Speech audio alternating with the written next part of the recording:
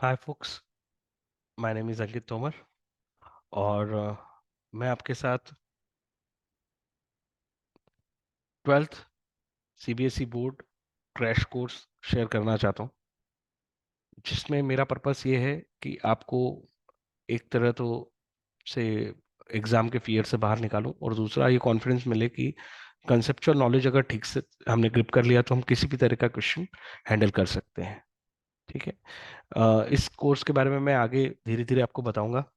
बिना time waste किए हम स्टार्ट करते हैं। सबसे पहले अकाउंट्स का बेसिक। ठीक है। अकाउंट्स 4 पिलर्स पे टिका है: असेट, लाइबिलिटी, एक्सपेंस, इनकम। जिसमें से इसका नेचर और इसका नेचर डेबिट है, इसका नेचर और इसका नेचर क्रेडिट है। अगर मैं आपको एक कंसेप्ट पिलर दूं, ये दोनों आउटफ्लो ऑफ फंड्स से रिलेटेड है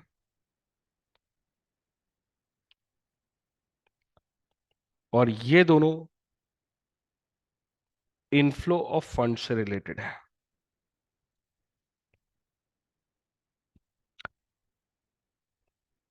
ठीक है। ये दोनों एक्सपेंस और इनकम पे मैं एक चीज और बोल सकता हूं, ये आपके प्रेजेंट शो करते हैं, जबकि ये आपका फ्यूचर शो करता है ना। मैं इसे अभी समझाऊंगा, मैंने जस्ट एक बार तुम्हें दिखाया है, तुम चाहो तो इसे स्क्रीनशॉट ले सकते हो। राइट। अगर मैं असेट की बात करूं तो असेट के लिए हम क्या ध्यान में रखते हैं? सबसे पहली चीज, फ्यूचर रिसीवेबल या फ्यूचर बेनिफिट। अब कोई भी असेट सोच लो आप। कैटेगरी ऑफ असेट हमें पता है: fix asset, current asset. Current के अंदर inventory, cash, investment, debtors, bill receivable.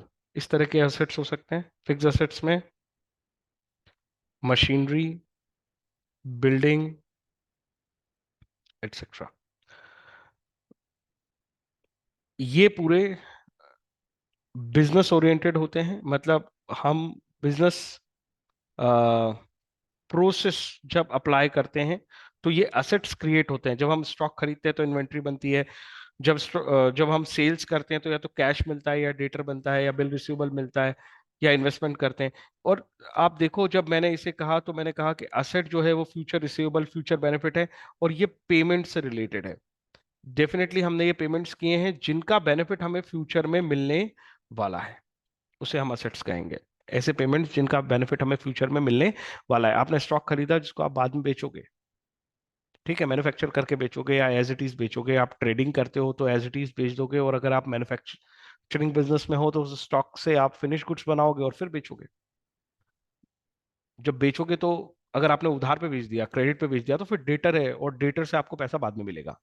तो असेट्स पे ये कोर कंसेप्ट है। इस कोर कंसेप्ट को दिमाग में सेट कर लो।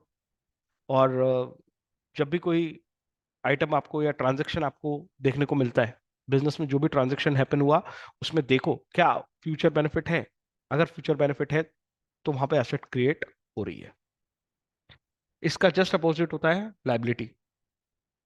फ्यूचर बेनिफिट की जगह पे अगर हम कहें कि फ्यूचर ऑब्लिगेशन है टू पे, तो वो लाइबिलिटी होगी। लाइबिलिटी, फ्यूचर ऑब्लिगेशन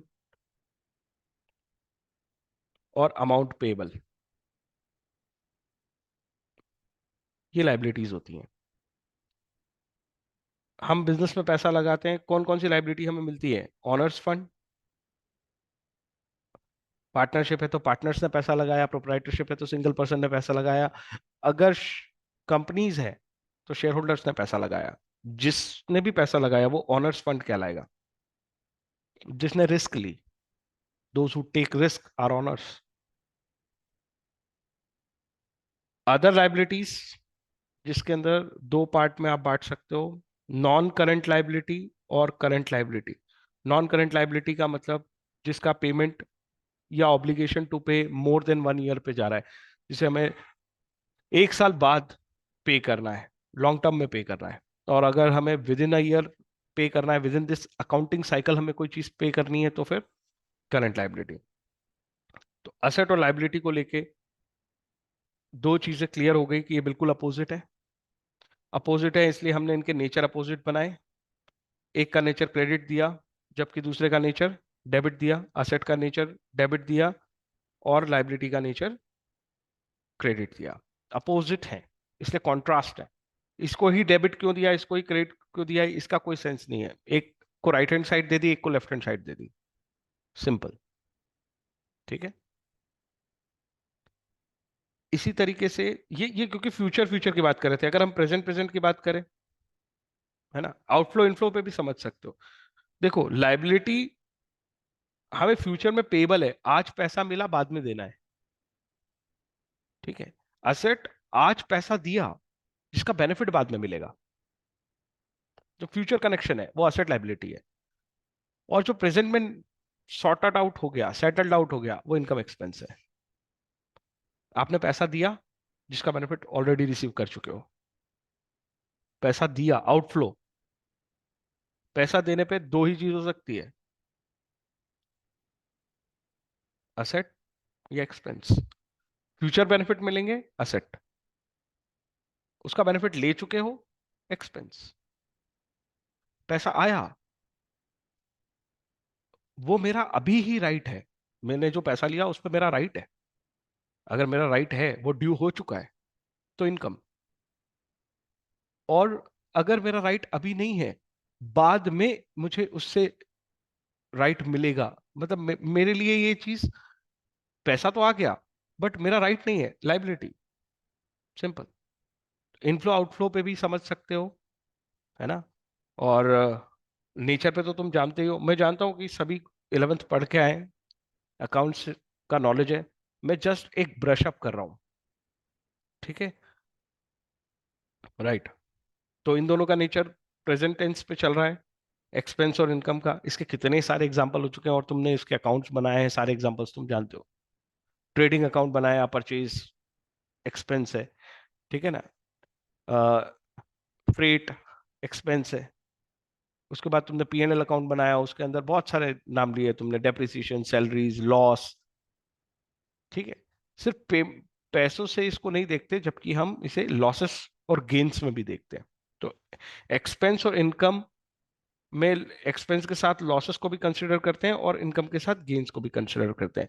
ऑब्वियसली मैं पूरा 11th नहीं पढ़ा रहा, मेरी कोशिश है जस्ट एक बार ब्रश किया जाए दिमाग पे। अगर और कुछ कहीं कुछ बना हुआ है तो उसे हटा दूं मैं। ये चार चीजें, इन चारों पे जिसकी कमांड, उसको अकाउंटिंग समझ में आएगी, चाहे जितनी वैरायटी के अकाउंट्स वो बनाए। वो प्रोपराइटर के अकाउंट बनाएगा तो भी समझ आएगी, पार्टनरशिप के लिए भी यही चार चीजों पे कमांड चाहिए, और कंपनीज के लिए भी इन्हीं चार चीजों पे कमांड चाहिए। ठीक है। अकाउंटिंग में हम जो भी करते हैं वो सब कुछ इस पे डिपेंड करता है हम इन चारों चीजों को कितने अच्छे से समझते हैं। बस समझना है, उसके बाद उसको प्रेजेंट करना है। प्रोप्राइटरशिप में प्रेजेंट करने का तरीका अलग है, पार्टनरशिप में प्रेजेंट करने का तरीका अलग है, कंपनीज में प्रेजेंट करने का तरीका अलग है। प्रेजेंटेशन समझो, उनका फॉर्मेट समझो, और अपना काम बन गया। तो ये सब्जेक्ट बहुत इजी है, लेकिन उनके लिए जिनकी ग्रिप टाइट है, वो इस बात से लूज नहीं करते कि यार इसको मैं याद कर लूं। इसमें याद करने का कुछ नहीं है, सब कुछ लॉजिकल है। एक फ्रेमवर्क है जिसे आप समझो, उसका भी पर्पस होता है। मैं कोशिश करूंगा कि वो पर्पस समझा पाऊं, और वो पर्पस समझ लोगे तो वो फ्रेमवर्क भी समझ आ जाएगा। ओके। चलो, तो ये हमारा एक बेसिक लेक्चर है, इसको मैं यहीं रोक रहा हूं। अगला लेक्चर मैं रेशोज पे जाऊंगा और रेशोज को समझाने की कोशिश करूंगा। ठीक है। मेरी कोशिश है कि पहले उस सब्जेक्ट को कंप्लीट किया जाए, उस टॉपिक को कंप्लीट किया जाए जो तुम्हारे वाइवा और प्रैक्टिकल एग्जाम्स में आएगा। और मैं इसीलिए आपके रेशियोज वाले पार्ट और कैश फ्लोज वाले पार्ट को पहले कवर करने वाला हूँ। Thank you very much.